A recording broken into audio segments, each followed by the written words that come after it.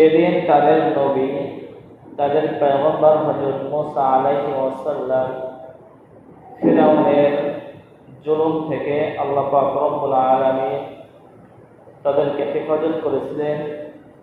এ উদ্দেশ্যে ইহুদিরা রোজা রাখে। নবী করিম সাল্লাল্লাহু আলাইহি ওয়াসাল্লাম সাহাবাদেরকে বললেন, তারা যেহেতু একটি রোজা রাখে, এই উদ্দেশ্যে তার পয়গম্বর মুসা আলাইহিস সালামের সাথে সম্পর্কটা আমার সবচেয়ে বেশি ভালো। তিনিও আল্লাহর পয়গম্বর, আমি আল্লাহর পয়গম্বর। সাহাবীদেরকে আরজ করলেন, আজ থেকে তোমরা দুটি রোজা রাখবে। কয়টি রোজা রাখবে? দুটি রোজা রাখবে, অর্থাৎ 9 মুহররম এবং 10 মুহররম, অথবা 10 মুহররম 11 মুহররম। আশুরার দিন, তার আগের দিন অথবা পরের দিন, দুইটা রাখতে বলেছেন। নবী করিম সাল্লাল্লাহু আলাইহি ওয়াসাল্লাম শিক্ষা দিয়েছেন রোজা রাখার কথা। নবী করিম সাল্লাল্লাহু আলাইহি ওয়াসাল্লাম বলেছেন, যদি রোজা রাখো তাহলে ফায়দা কি হবে? আল্লাহ রাসূল সাল্লাল্লাহু আলাইহি ওয়াসাল্লাম বলেন, তার জীবনের পিছনের গুনাহ আল্লাহ তাআলা মাফ করবেন, সুবহানাল্লাহ। এবং ভবিষ্যতে 2টি বছরের গুনাহ আল্লাহ তাআলা মাফ করবেন, সুবহানাল্লাহ। রাসূল করিম সাল্লাল্লাহু আলাইহি ওয়াসাল্লাম এটা শিক্ষা দিয়েছেন, কিন্তু বেশিরভাগ মুসলমান জানে যে 10 মুহররম আশুরার দিন হাসান হুসাইন এই দিনে শহীদ হয়েছে, কারবালার ময়দানে ঘটনা ঘটিয়েছে। এই জন্য যত প্রকার সিন্নি খাওয়া যায়, চাউল ওঠানো যায়, এটা করে। কিন্তু আল্লাহ রাসূল বললেন যে তোমরা দুটি রোজা রাখো, কিন্তু আমি আপনি করতেছি কিন্তু চাউল ওঠায় সিন্নি আয়োজন করতেছে, রোজা রাখার ধারে কাছেও নাই। তো আল্লাহ রাসূল সাল্লাল্লাহু আলাইহি ওয়াসাল্লাম যেটা করতে বলেছেন সেটা আমি আপনি না করে আল্লাহ রাসূলের বিরোধিতা করতেছি, একটা মুস্তাহাব বিষয় নিয়ে আমি আপনার সামনে অগ্রসর হইতেছি। আল্লাহ আমাদের সকলকে সমস্ত কাজ থেকে হেফাজত করুন, আমিন। আশুরার দিন আমার আপনার সুসংবাদের দিন। এই আশুরার দিন আল্লাহ পাক রব্বুল আলামিন সমস্ত দুনিয়াকে সৃষ্টি করলেন, সুবহানাল্লাহ। আসমান জমিনের ভিতরে যাহা কিছু আছে সমস্ত কিছু আল্লাহ পাক রব্বুল আলামিন আশুরার দিন সৃষ্টি করেছেন। এর থেকে আশ্চর্য বিষয় হলো, আমার আপনার আদি পিতা হযরত আদম আলাইহিস সালাম যখন জান্নাত থেকে বের হন, জান্নাত থেকে বের হয়ে দুনিয়ায় 350 বছর আল্লাহর কাছে মাপ চেয়েছেন। কয় বছর? 350 বছর। আল্লাহ পাক রব্বুল আলামিন একটি ফল খাইতে নিষেধ করেছিলেন, কিন্তু সেই ফলটা ভক্ষণ করার কারণে জান্নাত থেকে আল্লাহ পাক রব্বুল আলামিন তাদের দুইজনকে নামিয়ে দিলেন। কিন্তু দুনিয়াতে আসার পরে তাদের কোনো অস্তিত্ব ছিল না। আদম আলাইহিস সালাম একা একা শুধু কান্নাকাটি করতেছে, আল্লাহর কাছে দোয়া করতেছে। 350 বছর হয়ে গেছে। আল্লাহ পাক রব্বুল আলামিন আশুরার দিন আল্লাহ পাক রব্বুল আলামিন আমার আপনার পিতা হযরত আদম আলাইহিস সালামকে ক্ষমা করুন, সুবহানাল্লাহ। কিসের দিন? এই আশুরার দিন, 10 মুহররম। নবী করিম সাল্লাল্লাহু আলাইহি ওয়াসাল্লাম আরো বলেন যে হযরত ইউনূস আলাইহিস সালামকে, কাকে বলেন? হযরত ইউনূস আলাইহিস সালামকে একটি মাছের ভেতরে গেলেন, মাছটাকে ভক্ষণ করলো, সেই মাছটাকে আরেকটা মাছে ভক্ষণ করলো। এইভাবে তিনি মাছের ভেতরে 40 দিন পর্যন্ত থাকলেন। কতদিন? 40 দিন পর্যন্ত থাকলেন মাছের ভেতরে। তখন আল্লাহ পাক রব্বুল আলামিন আল্লাহর দরবারে হযরত ইউনূস আলাইহিস সালাম দোয়া করলেন, লা ইলাহা ইল্লা আনতা সুবহানাকা ইন্নী কুনতু মিনাজ জালিমিন। হে আল্লাহ, আপনি আমাকে জুলুম থেকে হেফাজত করেন, আমাকে রক্ষা করেন। আল্লাহ পাক রব্বুল আলামিন হযরত ইউনূস আলাইহিস সালামকে 40 দিন পর্যন্ত পানির নিচে রেখে যেদিন মুক্তি দিয়েছিলেন, ওই দিনটাও ছিল 10 মুহররম, সুবহানাল্লাহ। হযরত পয়গম্বর মুসা আলাইহিস সালামকেও যেদিন মুক্তি দেন ফিরআউনের কবল থেকে, সেদিনও ছিল 10 মুহররম। সবচেয়ে বড় কথা, আসমান জমিন আল্লাহ পাক রব্বুল আলামিন সৃষ্টি করেছেন এই 10 মুহররম। আবার কিয়ামত যেদিন সংঘটিত হবে এই 10 মুহররম, এই নবী করিম সাল্লাল্লাহু আলাইহি ওয়াসাল্লাম 10 মুহররম সম্পর্কে আমাকে রোজা রাখার কথা বলেছেন। কিন্তু আজ আমি আপনি যেটা নিয়ে লাফাইতেছি, যেটা নিয়ে ফালাফালি করতেছি, যে কিভাবে রক্তাক্ত হওয়া যায়।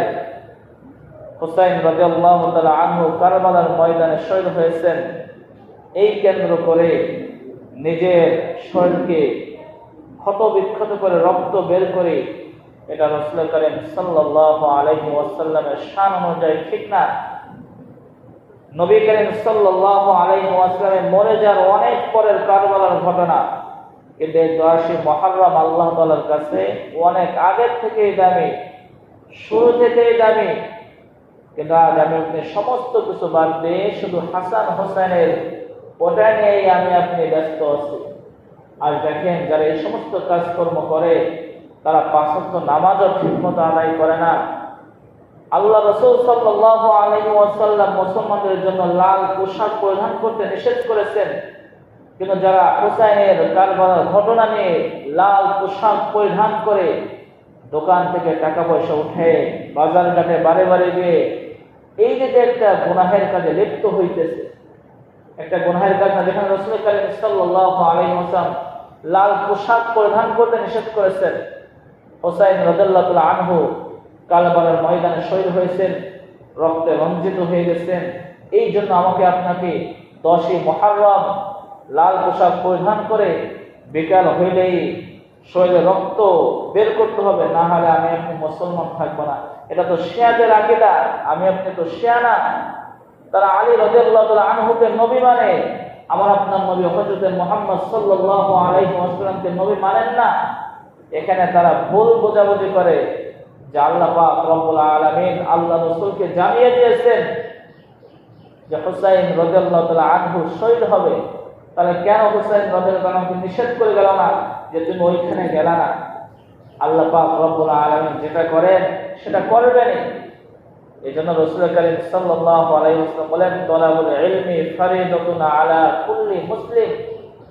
দিনের ইলম তলব করা প্রত্যেক মুসলমানের জন্য কি বলেন? ফরজ। আসল ইতিহাস জানতে হবে, যেটা সঠিক রাসূল করিম সাল্লাল্লাহু আলাইহি ওয়াসাল্লাম চলতে বলেছেন সেভাবে আমার আপনার জীবন গড়তে হবে। আজ তো আমি আপনি ইহুদি নাসাদের অনুসরণ করতেছি। আপনি ওই ঘটনাকে একটু লক্ষ্য করেন। নবী করিম সাল্লাল্লাহু আলাইহি ওয়াসাল্লাম মদিনা মক্কা থেকে মদিনা হিজরত করে গেলেন। ইহুদি নাসারা কয়টা রোজা রাখতেন বলেন? একটা রোজা রাখতেন। নবী করিম সাল্লাল্লাহু আলাইহি ওয়াসাল্লাম যে ইহুদিদেরকে অনুসরণ করতে নিষেধ করেছেন, কাফের ইহুদিরা রাখতো একটি রোজা। নবী করিম সাল্লাল্লাহু আলাইহি ওয়াসাল্লাম ইহুদিদের অনুসরণ করা যাবে না, তোমরা 2টি রোজা রাখবা। কয়টা রোজা রাখবা? 2টি রোজা রাখবা। নবী করিম সাল্লাল্লাহু আলাইহি ওয়াসাল্লাম সমস্ত কাজে তাদের বিরোধিতা করতে বলেছেন। নবী করিম সাল্লাল্লাহু আলাইহি ওয়াসাল্লাম বলেছেন, ইহুদি নাসারা খ্রিস্টান তারা বিরুদ্ধ হয়ে গেলে, বুড়ো হয়ে গেলে, চুল যখন পেকে যায়, তারা চুলে কোনো কলপ ব্যবহার করে না, মেহেন্দি ব্যবহার করে না। তোমাদের চুল যখন পেকে যাবে তোমরা মেহেন্দি ব্যবহার করবা। নবী করিম সাল্লাল্লাহু আলাইহি ওয়াসাল্লাম আমাদেরকে আদেশ করেছেন যাদের চুল সাদা হয়ে গেছে তারা মেহেন্দি ব্যবহার করবা, যাতে ইহুদিরা যেটা করেছে তার উল্টা করতে হবে। এটাই নবীর সুন্নাত। আর দেখেন, আমি আপনি মুসলমানের সন্তান, একটা পাঞ্জাবি গায়ে দিতে মন চায় না, কিন্তু সেই ব্রাজিল আর্জেন্টিনার যে জার্সি যারা পরিধান করে তাদেরকে আমি আপনি মহব্বত করি, যে আমি ব্রাজিল করি, আমি আর্জেন্টিনা করি, তাদের সেই পোশাক আমি আপনি পরিধান করতেছি। এমনকি আমার আপনার সন্তানদেরকে সেই দোকান থেকে জার্সি কিনে পরিধান করাইতেছি। আরে মেয়া, সামান্য একটু দুনিয়ার নিজামে তো বুঝে আসলে হয়। সামান্য আওয়ামী লীগ এবং বিএনপির মিটিংয়ে যে কেউ বলতে পারে না যে আমি নৌকা করি, আমি আওয়ামী লীগ করি, তাহলে তাকে জায়গা দেওয়া হয় না? জায়গা দেওয়া হয় নাকি? আরে না, তোমার বাড়ি গোপালগঞ্জ, তুমি গোপালগঞ্জে আওয়ামী লীগ করো, ফরিদপুর তোমার কোনো স্থান নাই, এমনটা হচ্ছে না?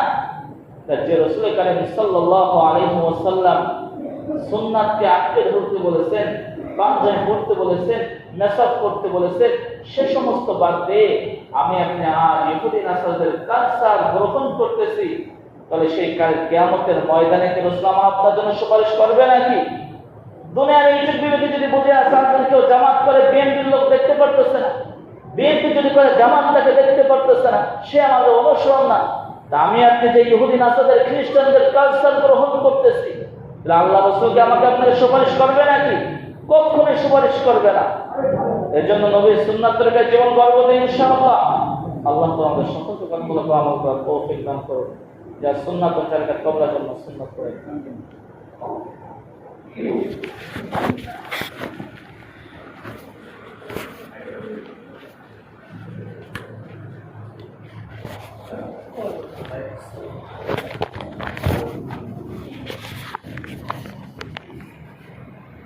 এদিন তাদের নবী, তাদের পয়গম্বর হযরত মুসা আলাইহিস সালাম ফিরআউনের জুলুম থেকে আল্লাহ পাক রব্বুল আলামিন তাদেরকে হেফাজত করেছিলেন। এই উদ্দেশ্যে ইহুদিরা রোজা রাখে। নবী করিম সাল্লাল্লাহু আলাইহি ওয়াসাল্লাম সাহাবীদেরকে বললেন, তারা যেহেতু একটি রোজা রাখে, এই উদ্দেশ্যে তার পয়গম্বর মুসা আলাইহিস সালামের সাথে সম্পর্কটা আমার সবচেয়ে বেশি ভালো। তিনিও আল্লাহর পয়গম্বর, আমি আল্লাহর পয়গম্বর। সাহাবীদেরকে আরজ করলেন, আজ থেকে তোমরা দুটি রোজা রাখবে। কয়টি রোজা রাখবে?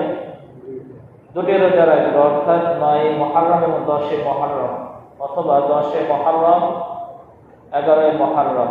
আশুরার দিন, তার আগের দিন অথবা পরের দিন, দুইটা রাখতে বলেছেন। নবী করিম সাল্লাল্লাহু আলাইহি ওয়াসাল্লাম শিক্ষা দিয়েছেন রোজা রাখার কথা। নবী করিম সাল্লাল্লাহু আলাইহি ওয়াসাল্লাম বলেছেন, যদি রোজা রাখো তাহলে ফায়দা কি হবে? আল্লাহ রাসূল সাল্লাল্লাহু আলাইহি ওয়াসাল্লাম বলেন, তার জীবনের পিছনের গুনাহ আল্লাহ তাআলা মাফ করুন, সুবহানাল্লাহ। এবং ভবিষ্যতে 2টি বছরের গুনাহ আল্লাহ তাআলা মাফ করুন, সুবহানাল্লাহ।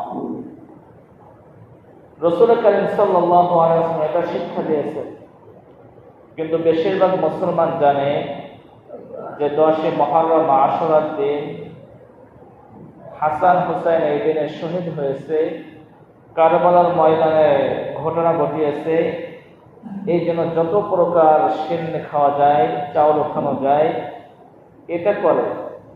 কিন্তু আল্লাহ রাসূল বললেন যে তোমরা দুটি রোজা রাখো, কিন্তু আমি আপনি করতেছি কিন্তু চাউল খায় শিরনি আর আয়োজন করতেছে, রোজা রাখার ধারে কাছেও নাই।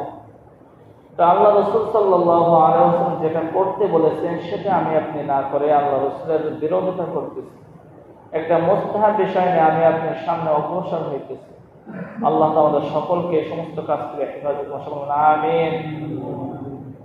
আশুরার দিন আমার আপনার সুসংবাদের দিন। এই আশুরার দিন আল্লাহ পাক রব্বুল আলামিন সমস্ত দুনিয়াকে সৃষ্টি করলেন, সুবহানাল্লাহ। আসমান জমিনের ভিতরে যাহা কিছু আছে সমস্ত কিছু আল্লাহ পাক রব্বুল আলামিন আশুরার দিন সৃষ্টি করেছেন।